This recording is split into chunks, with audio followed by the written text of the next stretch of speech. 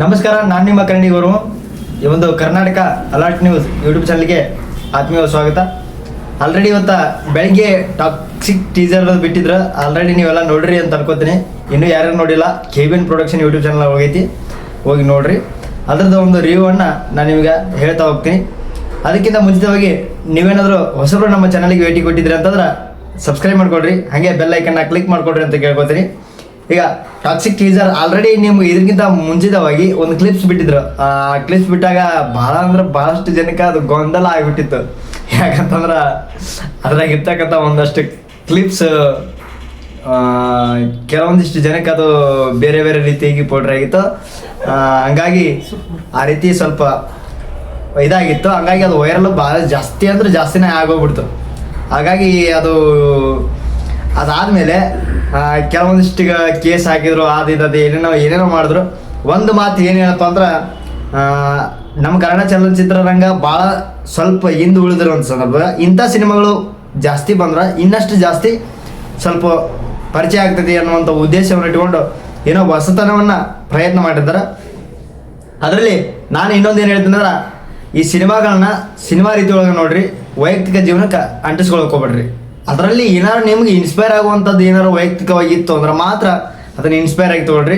ಅದು ಬಿಟ್ಟರೆ ಒಳ್ಳೆಯದನ್ನು ನಿಮ್ಮ ಜೀವನಕ್ಕೆ ಅಳವಡಿಸ್ಕೊಡ್ರಿ, ಕೆಟ್ಟದ್ದಲ್ಲೇ ಬಿಡ್ರಿ ಅಂತ ಹೇಳ್ತೀನಿ. ಅದನ್ನು ಹೇಳ್ತಾ ಈಗ ಟೀಸರ್ ಬಗ್ಗೆ ಮಾತಾಡೋದಾದ್ರೆ, ಈ ಟೀಸರ್ ಒಳಗೆ ಒಂದು ಡೈಲಾಗ್ ಹೇಳಿದ್ರು, ಡ್ಯಾಡಿ ಈಸ್ ಹೋಮ್ ಅಂತೇಳಿ. ಆ ಒಂದು ಡೈಲಾಗ್ ಜಾಸ್ತಿ ಕ್ಲಿಪ್ಸ್ ಒಳಗೆ ಅದು ವೈರಲ್ ಆಗಿತ್ತು. ಈಗ ಅದೇ ರೀತಿಯಾಗಿ ಏನು daddy is the home daddy ಅಂತ ಇದ್ದಂಗೆ ಐತಿ. ಲಾಸ್ಟ್ ಎಂಡ್ ಐತಿ ಕ್ಲಿಪ್ಸ್, ಚೆನ್ನಾಗೈತಿ. ಆದ್ರೆ ಸಿನಿಮಾದೊಳಗೆ ನನ್ನ ವೈಯಕ್ತಿಕವಾಗಿ ಮೋಸ್ಟ್ಲಿ ಡಬಲ್ ಕ್ಯಾರೆಕ್ಟರ್ ಅದಾವೇನೋ ಅಂತ ಅನ್ಸಾಕತ್ತೈತಿ. ಯಾಕಂದ್ರೆ ಈ ಫಸ್ಟಿಗೆ ಏನು ಹೇಳ್ತಾರೆ, ಮೋಸ್ಟ್ಲಿ ಇದು ನಡೆಯುವಂಥ ಸಂಘರ್ಷ ಮೋಸ್ಟ್ಲಿ ದೊಡ್ಡ ಅಂದರೆ ಎರಡು ತಂಡಗಳು ಆಗಿರ್ತಾವೆ ಅನ್ಸುತ್ತಾ. ಅಂದರೆ ಇಬ್ಬರಿಗೆ ಜಗಳ ಆಗಿರ್ತೈತಿ.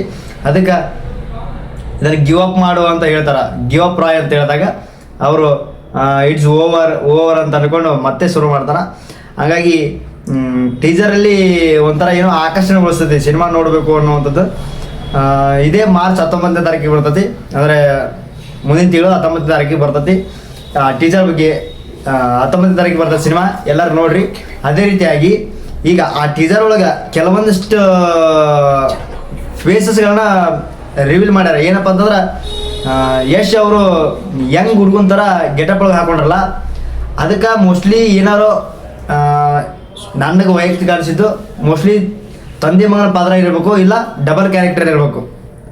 ಆ ಒಂದು ರೀತಿ ಒಳಗೆ ಇರುವಂಥದ್ದು ಅಂತೇನೆ ನನಗೆ ಅನಿಸ್ತು. ಬಟ್ ಏನೈತಿ ಅನ್ನೋದನ್ನು ನಾವು ಮಾರ್ಚ್ 19ನೇ ತಾರೀಕಿಗೆ ನೋಡ್ಬೇಕಾಕೈತಿ. ಸಿನಿಮಾದಲ್ಲಿ ಡಬಲ್ ಕ್ಯಾರೆಕ್ಟರ್ ಆಯಿತು ಅಥವಾ ಏನು ತಂದೆ ಮಗನ ಪಾರ್ಟ್ ಇದೆಯೋ ಏನು ಅಂತ ಅನ್ನೋದನ್ನು ನೋಡ್ಬೇಕಾಯ್ತೈತಿ. ಅದೇ ರೀತಿಯಾಗಿ ಈಗ ಅದೇನು ಮೋಸ್ಟ್ಲಿ ಒಂದು 26-27 ವರ್ಷದ ಹುಡುಗನ ಥರ ಹೆಂಗಾಗಿ ಮಾಡ್ಯಾರ. ಈ ಗಡ್ಡ ಗಿಡ್ಡ ಎಲ್ಲ ಶೇವಿಂಗ್ ಸ್ವಲ್ಪ ಭಾಳ ಕಟ್ ಮಾಡಿ, ಕಿವಿಯನ್ನು ಹಾಕಿ, ಆಮೇಲೆ ಕೊಳ್ಳ ರುದ್ರಾಕ್ಷಿ ಹಾಕಿ, ಈ ರೀತಿ ಏನೋ ಒಂದು ಹೊಸ ಗೆಟಪ್ಪನ್ನು ಸ್ಟಾರ್ಟ್ ಮಾಡ್ಯಾರ. ಅದ್ರೊಳಗೆ ಐತಿ. ಅದಕ್ಕೆ ಮೋಸ್ಟ್ಲಿ ಡಬಲ್ ಕ್ಯಾರೆಕ್ಟರ್ ಇರಬಹುದೇನೋ ಅಂತ ನನಗೆ ಅನಿಸ್ತೈತಿ.